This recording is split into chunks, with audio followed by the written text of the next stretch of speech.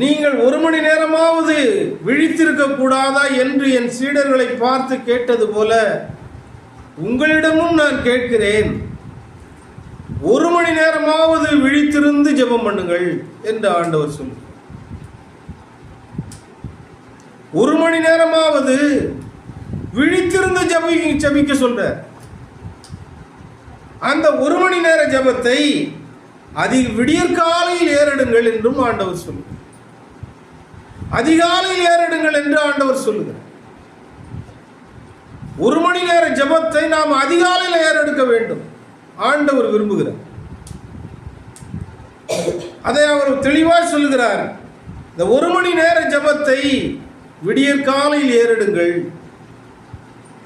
எத்தனை பேர் விடியற்காலையில் ஜெபம் பண்றோம்? சரி, எத்தனை பேர் கை தூக்குறீங்க? Very good. விடியற்கால ஜெபம் எத்தனை பேர் செய்றீங்க? விருப்பமா? 1 மணி நேரம் எத்தனை பேர் ஜெபம் பண்றீங்க? 1 மணி நேரத்துக்கு மேல எத்தனை பேர் ஜெபம் பண்றீங்க? அம்மா கை தூக்கிட்டே இருக்கிறாங்க. எத்தனை மணி நேரம் ஜெபம் பண்றீங்கன்னு தெரியும். சரி, அதனால மினிமம் டைம் அது 1 மணி நேரமாவது ஜெபியுங்கள் அப்படின்னு ஆண்டவர் நம்மை பார்த்து சொல்லுகிறார். 1 மணி நேரம் என்பது மினிமம் டைம்.